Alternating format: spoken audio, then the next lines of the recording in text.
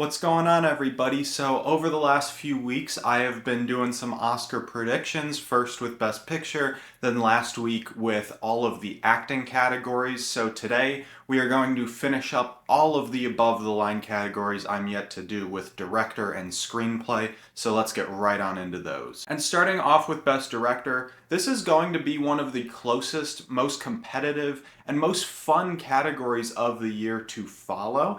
And not in terms of who's winning, because we all know who's winning at the end of the day, but just in terms of who else is filling out the rest of that five. So just to start where I'm most confident, Paul Thomas Anderson, like I said, is obviously winning Best Director. Even if some divine intervention happens and one battle after another loses Best Picture, PTA is not going to be losing Best Director. It's just not happening. He has this one in the bag. And he's the only one I would consider like 100% a lock. I think all of the next five directors I have listed are competing for those next four slots.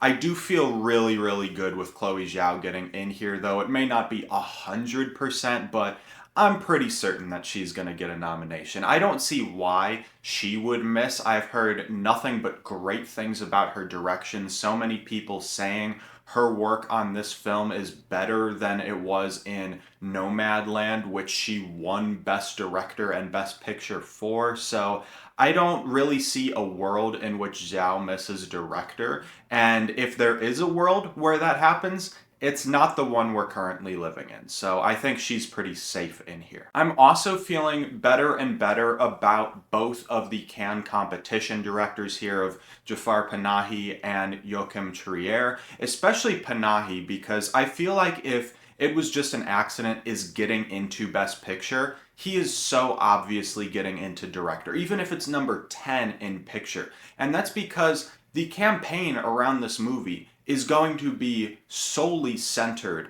on him. The more people hear his story, the more people are going to want to go out and vote for him and support him. And this film just seems like it's gaining more and more momentum. It's very obvious that Neon is going to be pushing It Was Just an Accident really, really hard, as it is their Palm winner. And these Cannes competition films, especially Palm winners that are in Best Picture, they're just not missing Best Director. So I think at the end of the day, Panahi's going to become a pretty safe mainstay of the director category. I do see some people taking out Joachim Trier, though, because they're trying to fit in both Ryan Coogler and Josh Safdie. And I get it. You can make the argument that Sentimental Value is more of a writing and acting achievement than it is a directing one, and one on the technical filmmaking side of things. But I still think Trier is going to get in Best Director. Like I said with Panahi, these Cannes competition films in Best Picture just do not miss director. Sentimental Value and It Was Just an Accident both line up with the director's branch more international and highbrow sensibilities.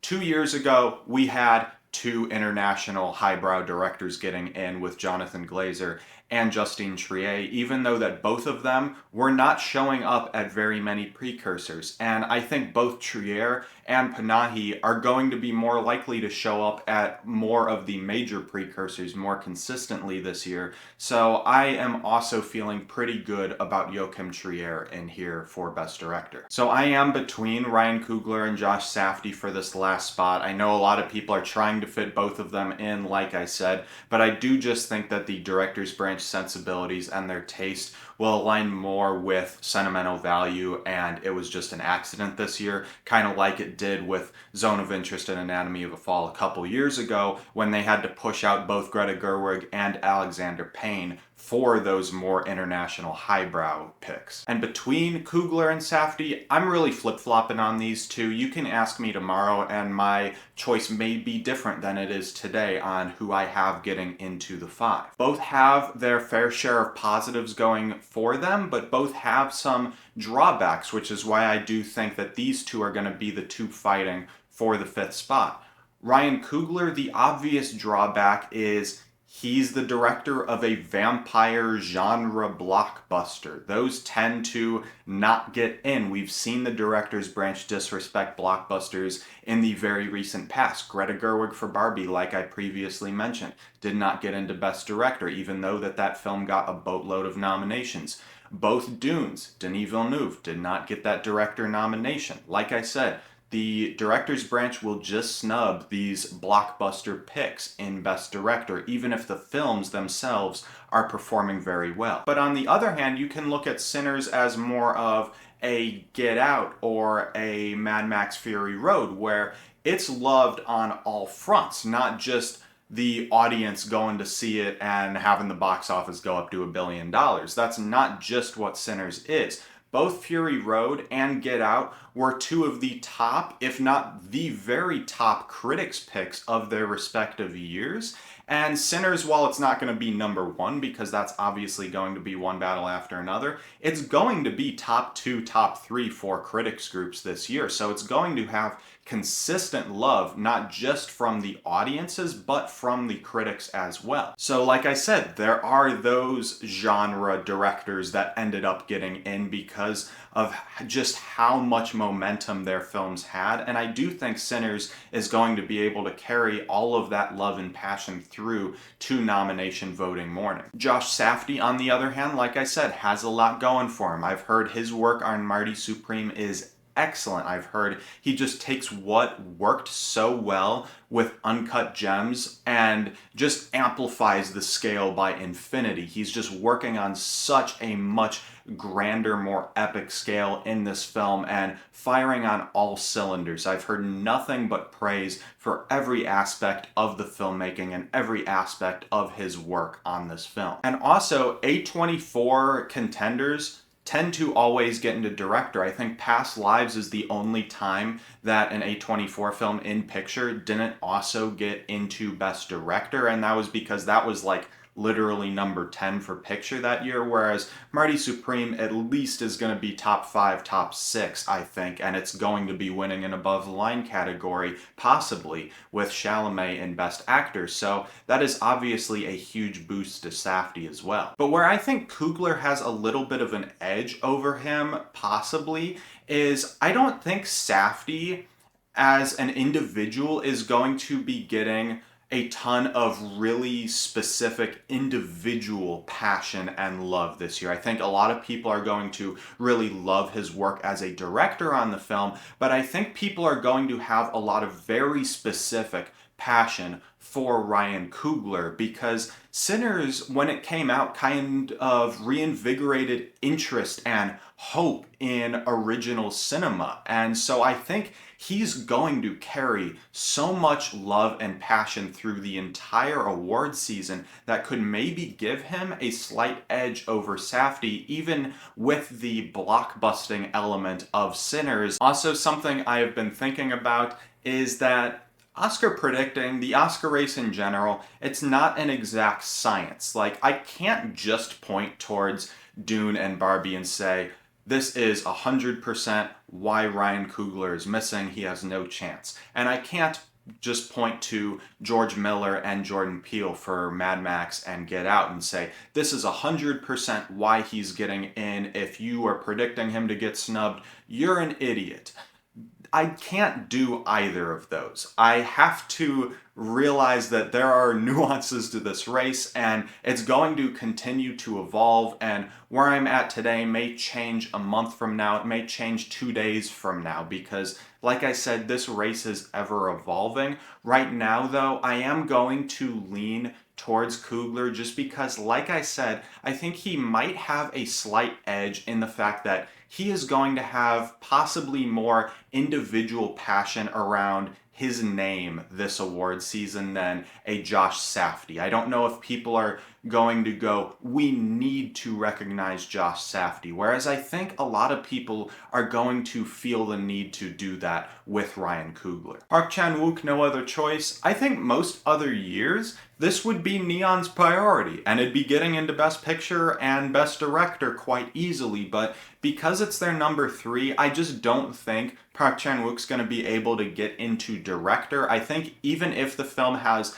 enough passion to get into Best Picture, it's just going to be scraping by with screenplay and international at the max. I just don't think there's enough room in here for Park Chan-wook to get in and for Neon to get 3 directors in the lineup. So I think he's going to be very close the entire season because I do think this film is going to have a lot of passion, but I just don't think he's going to be able to get in at the end of the day. Guillermo del Toro for Frankenstein. Now this film recently has been building more and more momentum. Those scores on every platform just continue to go up, and audiences are really loving this film. It's quite obvious that this is going to be Netflix's number 1, even if they're able to get 2 films into Best Picture. I think Frankenstein is very obviously their number 1. It's the most broadly loved for sure. And I do think Del Toro's going to be in the conversation. You might see him sneak into some places like Critics' Choice and DGA, but I don't think he is going to be able to sneak in for Frankenstein over some of the more highbrow picks or just any of the picks that I have above. I think Frankenstein's going to be mainly a below-the-line thing with some potential for above-the-line like supporting actor and screenplay. I think director's a little too stacked for Del Toro to get into, though. Liber Mendoza Filho for The Secret Agent. I don't think this film is getting into Best Picture at the moment, but I have been feeling some momentum with this one as well. I've been seeing more and more love. I do still think it's probably just going to be Wagner Moura, an international feature. I don't know if there's enough room for a 3rd or 4th, maybe even with this film, international highbrow film in Best Picture. I just think that's asking a little too much, but it is cool that we're having those conversations about getting a 3rd and 4th international film in Best Picture. I mean, 2 years ago we were asking, can we even get 2 in there? And we did. And now we're moving on to 3 and 4 films possibly sneaking in. So I really like that this film is in the conversation. Like I said, I do just think it's going to be too tight to get into some of these categories like picture and director, especially at the end of the day. But I do think it's going to have a lot of love from certain people. So he's in the conversation. Now moving on to original screenplay.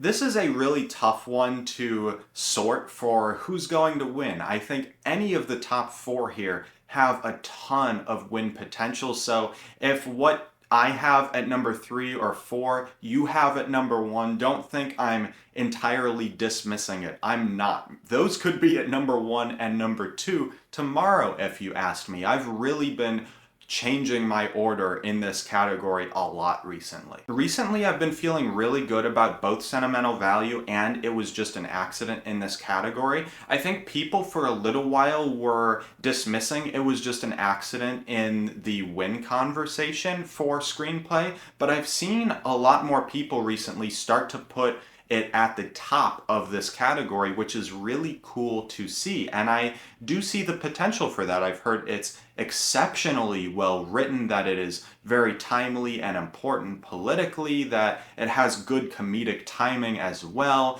that it's play-like in some scenes. So it seems like it has writing win potential all over it. And maybe it could follow that Anatomy of a Fall path of winning like Globe and BAFTA and just being that Palm winner that takes screenplay. But I could see that comparison being made with Sentimental Value as well, because that is a multilingual film, just like Anatomy of a Fall was, because Anatomy of a Fall was in English and French, and Sentimental Value is in English and Norwegian. So it has that going for it, that it's exceptionally well written in multiple different languages. And I have just heard that this is a writer's film through and through, like I was talking about in Best Director. It seems a little bit more like a writing achievement than a directing one. So I think that this film feels like one that could realistically win original screenplay. It seems like such a dialogue-heavy film, focused so much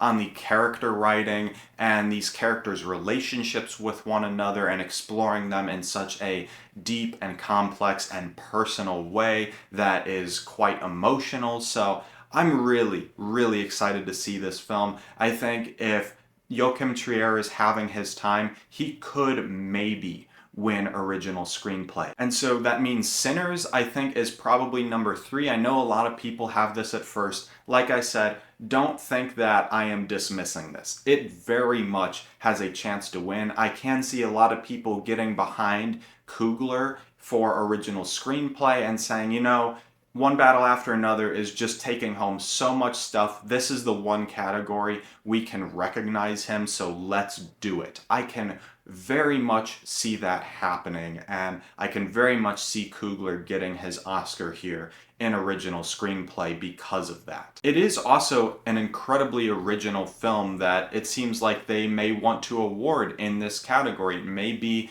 that type of really original work that they just give this award to. So that's another reason why I can see Sinners win it. At the same time though, I don't really think the script writing is what makes this film so damn good. I think that's more Coogler's work as a director and all of the technical elements. I think that a lot of people have pointed out that the writing is maybe a tad weaker than other aspects of the film that are so excellent. So that's a big reason why I don't have it at number 1, but still, that's not me saying that the writing is dog shit or anything here. I really loved it. It's still my second favorite film of the year so far. Still have a lot to see, obviously, but I love this movie. I'd like to see it win this category, but I'm just trying to be cautious, not be too overly optimistic with Sinners, considering I already have it getting so many nominations. But I have it at number 3. It's obviously safely in there for the nomination one way or the other. Marty Supreme, this could also win. I don't know if it's going to have as much win passion as the 3 above it though. I think that is going to be more of a Timothée Chalamet show where he's winning Best Actor, but the film might not be winning anywhere else. It's still going to get a lot of nominations, but I don't know if it has enough to win original screenplay. I have heard great things about the writing, but I just feel a little bit more confident in the 3 I have above it. This 5th spot is very interesting. I did initially have A House of Dynamite in here because I felt like it was kind of like September 5 last year, where that film was always in that 11 to 15 range. It looked like its only prospects other than picture were screenplay and editing, and it ended up missing editing at the end of the day because that category is too much tied to Best Picture, and it only got that lone screenplay nomination. I felt like something like that could happen here with A House of Dynamite. I wasn't confident in it getting into picture, but I thought it could get that lone screenplay nomination. But since it's dropped on Netflix, it really feels like this has fallen off a cliff with awards chances. The Letterboxd is at a 2.9 average now. The Rotten Tomatoes audience score is terrible. It really feels like this film is pretty dead for awards chances at this point.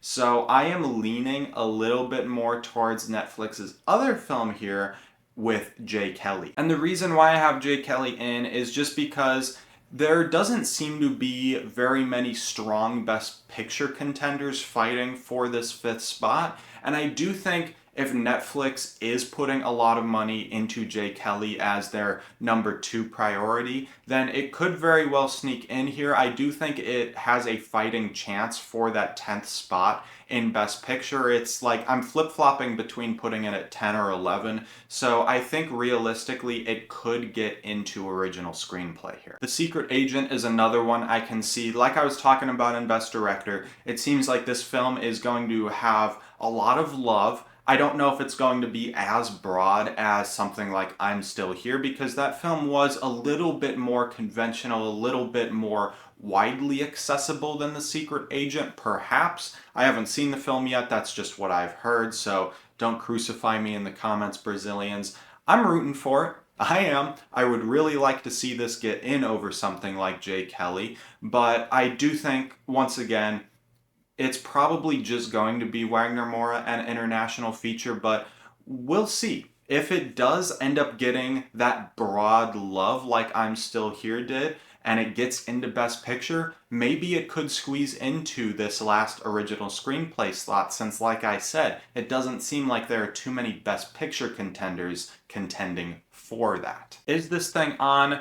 I feel like this seems like something that could get an original screenplay nomination and that be the film's only nom, and that's because it seems like quite a writery movie, so it has that potential. I just am not really confident in is this thing on getting any nominations this year. Blue Moon, I've also heard great things about the writing for this one, but it does seem like it's a little bit too small. It seems like if this film is getting a nomination, it's probably only going to be Ethan Hawke in Best Actor. So I have this one out for now, but maybe the film itself can also build a little bit of that love that Hawke has and kind of ride his coattails into this fifth spot. Weapons, I think people need to chill out about this right now. I'm not even confident in Amy Madigan getting in, so there's no way I'm going to be predicting Weapons in Screenplay because that would put it dangerously close to getting into Best Picture, and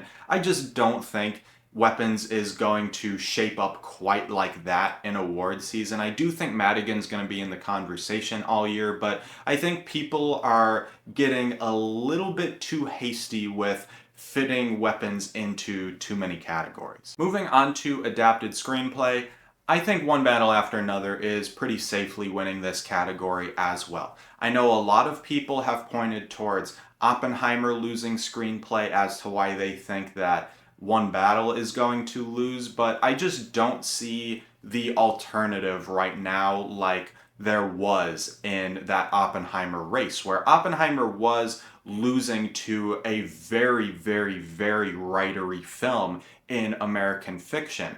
I don't know if Hamnet is that. I've heard that it's more of a directing thing than it is a screenwriting thing, so I don't really see why Hamnet would upset One Battle After Another in adapted, and I don't really think there's anything else that could possibly contend for the win, so I'm feeling really good about One Battle getting the win, and I'm also feeling very good about Hamnet getting the nomination. I don't think it's going to really scare One Battle that much for the win, but it's obviously going to be runner-up either way. For this third spot, I have Frankenstein, and I know before it released in theaters to the public, a lot of people were like, do we really need to put this in screenplay? It doesn't really seem like a writing thing, but I think with how much there is up in the air with these last three spots, you kind of gotta go with Frankenstein in at least one of those three because the film is really strong. It's going to be more than Nightmare Alley. It's going to contend in at least a couple above the line categories other than Best Picture.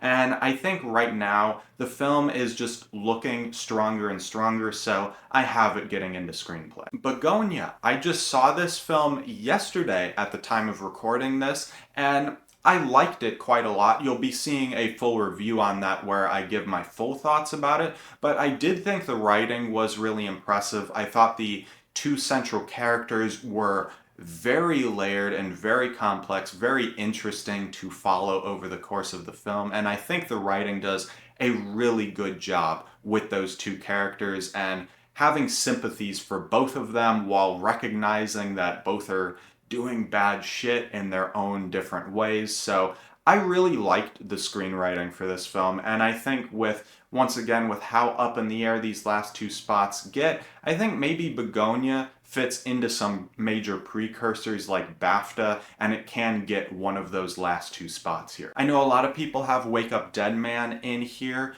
but I don't know. I don't feel as good about this one as I did with Knives Out and Glass Onion. Especially with Glass Onion, adapted that year was weak as hell. So it was obviously getting in because that ended up being like Netflix's main push for awards that year. Whereas it's obviously not that. It's like fifth at best for Netflix this year. So I don't know if this is going to have the passion to get into screenplay for a third time here. I think that it realistically could miss. I think a lot of people could realistically have a little bit of that Knives Out fatigue. So I don't know if it gets in at the end of the day. I think something like No Other Choice or Train Dreams might be more likely because I think those films are going to have a little bit more love and passion around them than a third Knives Out film is. And going off of that, I do have No Other Choice in for this last spot.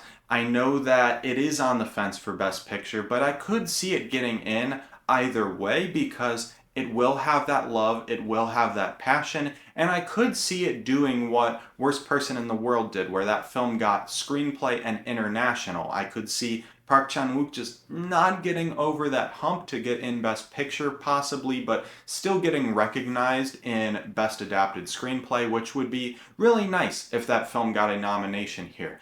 And also, I do think if you look at some of the precursors once again, I think that this could realistically get a BAFTA nomination, which could boost its chances because I do think that BAFTA probably won't go for Frankenstein or for Wake Up Dead Man or Train Dreams in adapted. So I do think No Other Choice looks good there. So maybe it just does have enough international support to squeeze into the screenplay category. Train Dreams, I did say, is probably going to have some passion as well, but I do still think that this film is just too small to get into some of these categories. I do think it's looking like it's probably cinematography or bust, but who knows? Maybe critics groups are just able to give it a massive boost and it could be really in the conversation for screenplay, but I'm leaning towards it not happening for right now. Wicked for Good, the first film didn't get into screenplay. I once again don't think this one is going to either, even if it does have even more love and passion and support than the first one did, and even bigger of a box office. I just think the ones above it are a little bit more likely for a screenplay nomination. Song Sung Blue, we got the first reactions to this. It's quite obvious that this is not going to be getting into Best Picture. It is Kate Hudson in Best Actress or Bust, and so for that reason, I don't have it getting into screenplay. Springsteen, Deliver Me From Nowhere, it's obviously not getting into Best Picture. The only one it still has a slight chance to get into is Best Actor, and I don't even think that's happening, so why would I have it even contending for a screenplay nomination? Alright everybody, that is it for my Best Director and Screenplay Oscar predictions. Let me know down below in the comments what you think of my predictions, what you are predicting differently in some of these categories. Let me know, do you think Ryan Coogler could get that director's snub? Do you think that he'll win Best Screenplay? Let me know all your thoughts down below, and thank you for watching. If you like this video, you want to see more Oscar predictions as the award season rolls along, please like and subscribe, and I'll see you in the next one.